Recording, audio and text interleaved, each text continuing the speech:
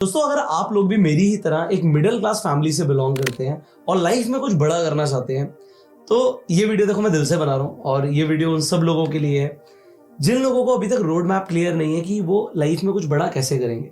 इस वीडियो के अंदर मैं आपको कई सारी रियल लाइफ स्टोरीज बताऊंगा और आप लोगों को एक रोड मैप देने की कोशिश करूंगा जिससे आपको स्टेप्स पता लगे। आपको इस वीडियो के एंड में एक सोल्यूशन भी मिलेगा कि how you can become financially independent. इस वीडियो का टाइटल है फाइनेंशियल इंटेलिजेंस। क्या आपने कभी ऐसा कुछ अपने स्कूल या कॉलेज में सुना है? शायद नहीं। ये फैमिली में भी नहीं सिखाया जाता, क्योंकि अगर आप एक मिडिल क्लास फैमिली से आते हो तो मिडिल क्लास फैमिलीज में आपको मिडिल क्लास रहना या थोड़ा सा अपर मिडिल क्लास पर जाना सिखाया जा सकता है, बट अमीर बनना शायद नहीं सिखाया जा सकता। और ये सब मैं रियल फेस कर चुका हूं, तो मैं आपको बताऊंगा। देखिए, मेरी जो करियर की शुरुआत हुई, मैं ये कई बार बता चुका हूं, वो हुई थी 9th स्टैंडर्ड से, जब मैं 9th क्लास में था। क्योंकि जब आप 9th क्लास में आ जाते हो या कोई भी बच्चा जब एक 9th 10th स्टैंडर्ड तक पहुंच जाता है तो उसे समझ आने लग जाता है कि मुझे लाइफ में कोई करियर को चूज करना पड़ेगा। अल्टीमेटली मुझे पैसे कमाने हैं। अभी तक मेरे माँ बाप मुझसे झूठ बोल रहे थे कि बेटा सिर्फ पढ़ाई पर ध्यान दो। अब वो आपको एक करियर ऑप्ट करने के लिए बोल रहे हैं जिससे आप स्टेबल हो, आपको अच्छी नौकरी मिले, आप पैसे कमा पाओ। आपको समझ आने लगता है कि अल्टीमेटली आपको पैसे कमाने हैं।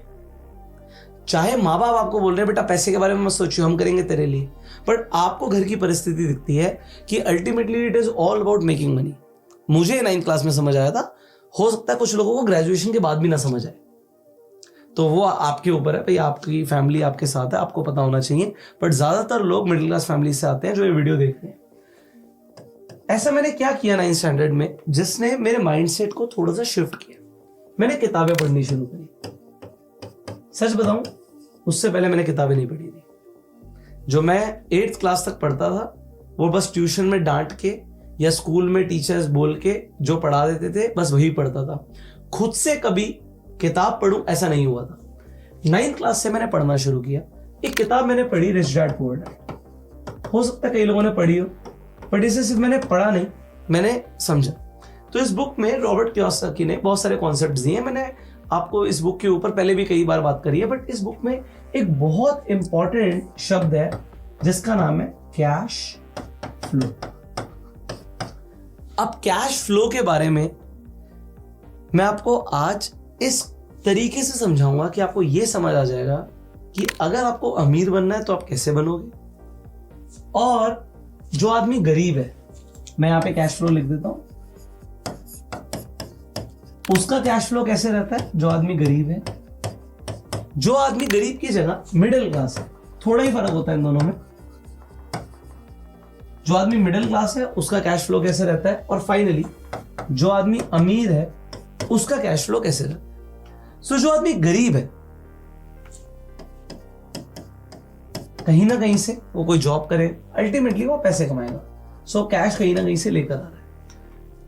वो जॉब कर रहा है, कोई भी काम कर रहा है, पैसे कमा रहा है, और उसके बाद होता क्या है, उसके खर्चे हो जाते हैं, एक्सपेंसेस हो जाते हैं, और अल्टीमेटली क्योंकि आदमी गरीब है तो कुछ खास सेविंग्स बचती ही नहीं है। और यहां पर बात खत्म हो जाती है एक गरीब आदमी की। तो गरीब आदमी पैसे कमाता है, उन्हें खर्च कर देता है, और उसके बाद कोई सेविंग्स नहीं बचती है। जो मिडिल क्लास होते हैं वो थोड़े से डिफरेंट होते हैं, क्योंकि वो पैसे कमाते हैं, कहीं जॉब करेंगे, काम करेंगे, व्हाटएवर दे आर डूइंग, कोई भी काम करें। अभी मैं आपको ये SBI और बहुत सारे और जो कॉन्सेप्ट है उन पे नहीं लेके जा रहा हूं। आपने काम किया, आपने पैसे कमाए।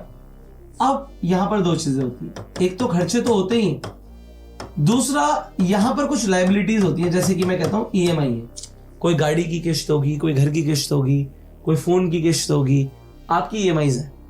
और EMIs के बाद लास्ट में सेविंग ज्यादा बचती नहीं है मिडिल क्लास फैमिलीज में भी। तो बस आपका कैश फ्लो कुछ इस तरीके से चलता है।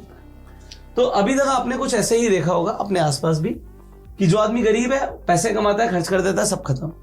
मिडिल क्लास वाला जो आदमी है वो थोड़ी सी लायबिलिटीज और इकट्ठी कर लेता है, थोड़ा सा शो ऑफ दिखता है उसका, बट है वो भी गरीब ही। मिडिल क्लास फैमिलीज, आप मिडिल क्लास बोलते हो, फैंसी वर्ड लगता है, बट वो अमीर बनना नहीं होता। जो अमीर आदमी है उसका कैश फ्लो कैसे होता है इसे समझते हैं। जो आदमी अमीर होता है उसका कैश फ्लो स्टेटमेंट थोड़ा सा डिफरेंट होता है। मैंने सबसे पहले लिखा है जॉब। आपको कहेगा यार रिच डैड पुअर डैड में बोला गया है ESBI जो जॉब करते हैं वो तो सिर्फ 10% पैसे ही कमाते हैं। मैं उसकी बात नहीं कर रहा, बात मैं ये कर रहा हूँ जॉब करके भी आदमी अमीर बन सकता है, शर्त उसका कैश फ्लो जैसे यहां पर आपने देखा उससे थोड़ा सा डिफरेंट हो जाए। पैसे आने के बाद वो उस पैसे का क्या करता है ये बहुत इंपॉर्टेंट है, चाहे वो जॉब करके अमीर बन रहा है या कोई भी काम करके या बिजनेस करके अमीर बन रहा है। तो जॉब करा, काम किया, बिजनेस किया, पैसे कमाए, अब आप उस पैसे का क्या करते हो?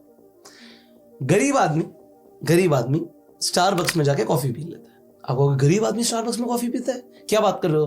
500 रुपए की कॉफी गरीब आदमी कैसे पिएगा? फर्क है, या तो गरीब है या मिडिल क्लास है, वो जाके स्टारबक्स में कॉफी पीता है। आपको क्या नहीं, वहां पे तो अमीर लोग आते हैं, हाँ अमीर लोग आते हैं, बट वो पैसे कमाते ही स्टारबक्स में नहीं चले जाते। जब एक गरीब आदमी पहली बार 10,000 रुपए कमाता है, कोई जॉब करी, कहीं इंटर्नशिप करी, पैसे आए, वो सोचता है मैं नए कपड़े खरीद लेता हूं, मैं ज्यादा अच्छा दिखूंगा। मैं आपको अभी एक रियल लाइफ एग्जांपल दूंगा, आपको समझ आएगा। अमीर आदमी पैसे जब कमाता है, कहीं से भी कमाए, सबसे पहले बनाता है अपने एसेट्स। अब अगर आप रिच डैड पुअर डैड पढ़ोगे तो आपको रॉबर्ट कियोसाकी की डेफिनेशन समझ आएगी एसेट्स की। वो बोलते हैं एसेट हर वो चीज होती है जो आपकी जेब में पैसा लेकर आती है, और लाइबिलिटी वो चीज होती है जो आपकी जेब से पैसा लेकर जाती है। बस इतनी सी बात है। तो एसेट वो है जो और पैसा लेकर आए। अब मैं आपको यहां पर एक वीडियो दिखाता हूं, आप पहले ये वीडियो देखिए। I bought a house. How is that possible? You're 12. It's my money, but like under my dad's name. What's your name? Jack Doherty. Jack? Jack Doherty. Jack the Ripper. Thank Jack? you. Yeah. Are you still in school? Yeah, I go to public school. You go to school still? Yeah. Let me ask you a question. Yeah. And I want you to be honest with me. Yeah. How much money have you made from YouTube at 15 years old? Take a guess. I'll say higher or lower. Okay, great. Wow, you've been PR trained. You've been media trained. If you bought a house, where do you live? New York. Okay.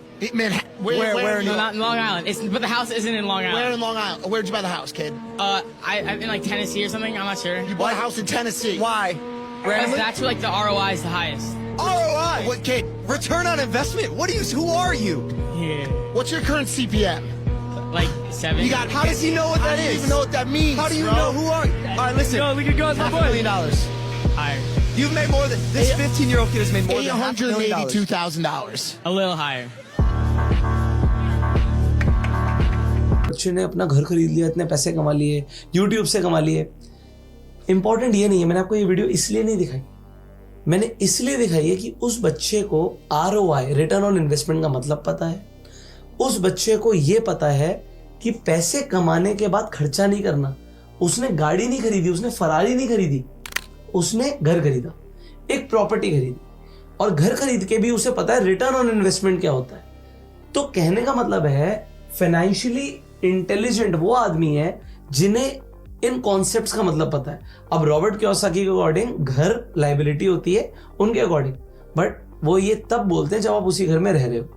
अगर आप उस घर को कुछ time के बाद बेचने की सोच रहे हो तो आपने अभी इन्वेस्टमेंट करी है, ROI के बारे में आप सोच रहे हो कि कल को ये और महंगा बिक सकता है। सो पॉइंट इज सिंपल कि अगर आप फाइनेंशियली इंटेलिजेंट हो तो आप पैसा कमा के उसे खर्च करने के बारे में नहीं सोचोगे, आप उससे एसेट बनाने के बारे में सोचोगे। अब ये तो हुई एक वीडियो जिसमें कोई बाहर का आदमी बात कर रहा है। मैं आपको एक रियल लाइफ एग्जांपल देता हूं। मेरे ऑफिस का एक बहुत अच्छा लड़का है जिसने अभी हाल ही में जॉब छोड़ दी है। तो वो मेरे यहाँ जो भी काम करते थे, मैं आपको बस इतना बताऊंगा कि उन्होंने किया क्या। सो उनकी सैलरी थी 50,000 रुपीज इन माई ऑफिस। वो जो भी पैसे कमा रहे थे, मैंने एक वीडियो में इससे पहले भी उनका जिक्र किया है कि उन्होंने क्या किया, वो वाराणसी से बिलोंग करते हैं। तो थोड़े पैसे जैसे उन्होंने जोड़े, उन्होंने बनारस के अंदर, वाराणसी के अंदर अपना एक मोमोज का स्टॉल लगाया। अब वो जॉब यहां पर कर रहे हैं, एक स्टॉल वहां पे लगाया। अपने पापा से बात करी, एक स्टॉल लगाया। मोमोज उन्हें पता है कहां से आएंगे, कहां पे बिकेंगे, और घाट के आसपास मोमोज उन्हें पता है कि बिक जाएंगे। शाम को आके उनके पापा हिसाब लेंगे। मोमोज का एक स्टॉल चला, तो हिंदी में बोले तो मोमोज का एक ठेला चल गया।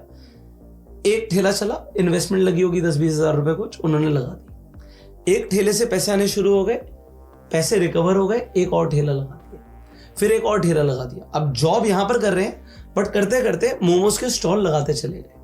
अब मोमोज के स्टॉल लग गए, पैसे थोड़े से और जुड़ने शुरू हो गए, एक कार खरीदी। आप कहोगे अभी तो आपने बोला कार नहीं खरीदी।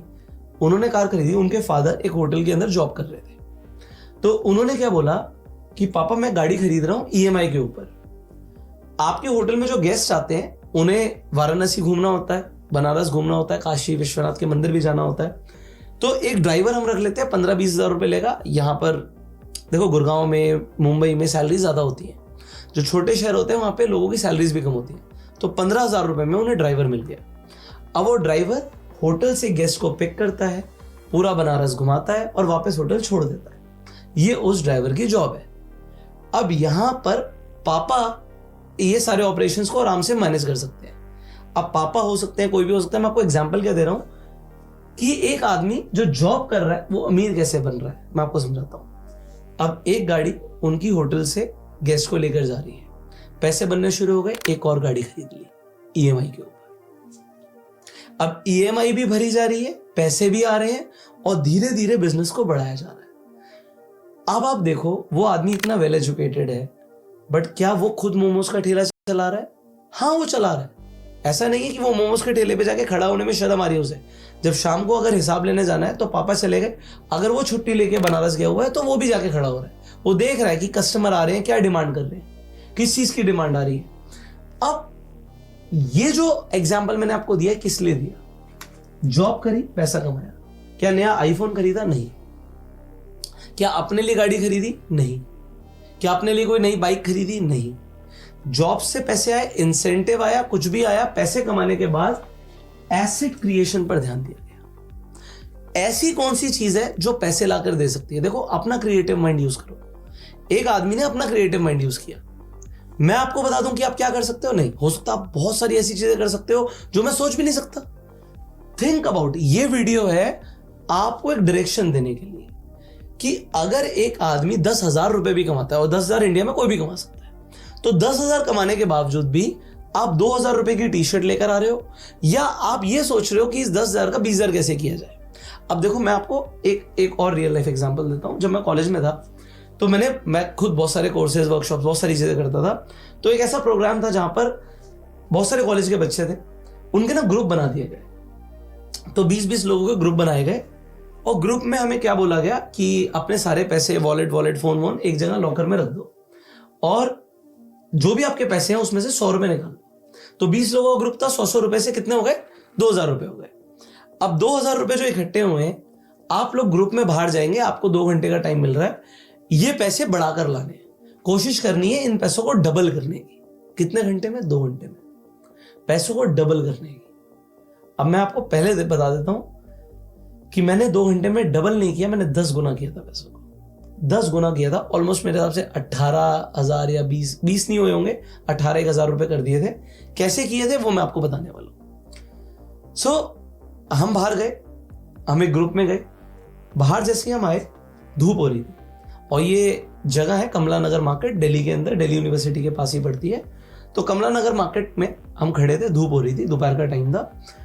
तो मैंने वहां पर एक चीज बोली, मैंने लीडरशिप ली और मैंने बोला कि कितने लोगों को मुझ पर, तो तकरीबन आधे 50% लोगों ने बोला हाँ मुझे आप पे ट्रस्ट है। तो मैंने कहा अपने 100 रुपए मुझे दे दो। अब मैंने 100 रुपए ले लिए, बट अब मैं ये सोच रहा हूँ कि मैं इस पैसे का करूंगा क्या। तो मैंने उस टाइम पे सोचा कि यार धूप हो रही है, लोगों को प्यास लगेगी, मुझे खुद प्यास लग रही है, तो लोगों को भी प्यास लगेगी।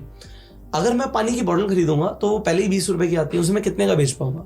तो दिमाग में आया कि यार एक पानी की ना थैली आती है, मतलब उस टाइम पे थैली चलती थी, आज ग्लासेस भी चलते हैं, तो वो उस टाइम पे 1 रुपए की आती थी। मैं आसपास किसी शॉप पर गया तो पता लगा कि वो 2 रुपए की बेचते हैं मुझे, तो पहले मेरा प्रोडक्ट डबल कीमत का हो गया। मैंने उससे कुछ थैलियां खरीदी। अब एग्जैक्टली तो याद नहीं मैंने कितनी खरीदी थी, बट मैंने कुछ थैलियां खरीद ली। अब मान लीजिए 100 रुपए की थैली मैंने खरीद ली होगी। पानी की थैलियां हमने प्लास्टिक बैग्स के अंदर रखी, और हम आसपास जो रिक्शा चला रहे थे लोग, कोई फ्रूट बेच रहा था, कोई सब्जी बेच रहा था, हम उनके पास चले गए। अब हम कॉलेज के बच्चे देख रहे हैं कि कॉलेज के बच्चे हैं, लड़का लड़की सब साथ में है। अब कोई लड़का बोल रहा है, कोई लड़की बोल रही है कि भैया ये 5 रुपए की पानी की थैली है, क्या आप प्लीज मुझसे खरीद लेंगे। अब 5 रुपए में किसी का क्या जा रहा है। लोगों ने फटाफट हमसे थैलियां खरीद ली 5 रुपए की। अब देखो हुआ क्या, 2 रुपए की चीज 5 रुपए की हमने इमीडिएटली बेच दी। अब जैसे ही वो बिक गई, मैंने दोबारा से जाके उस शॉप पर मैं गया, मैंने कहा मुझे और थैलियां दे दीजिए पानी की। अब उसने मुझे और थैलियां दे दी पानी की, और हमने सेम साइकिल दोबारा रिपीट करी, 5 रुपए की फिर से बिक गई। हमने कहा लोग तो 5 रुपए की खरीद रहे हैं, तो एक काम करते हैं अब 10 रुपए का बेचने की कोशिश करते हैं। मैंने 10 रुपए की बेचने की कोशिश करी। अच्छा, सब स्माइल कर रहे थे कि कॉलेज के बच्चे हैं, चलो 10 रुपए की बेच रहे हैं। लोगों ने 10 रुपए भी देने शुरू कर दिए। अब 10-10 रुपए जब हमारे पास आने लग गए तो पैसे मल्टीप्लाई होने लग गए। और ये हमने तब तक किया जब तक आसपास की जितनी भी शॉप्स के पास जितनी भी पानी की थैलियां थी हमने बेचनी थी।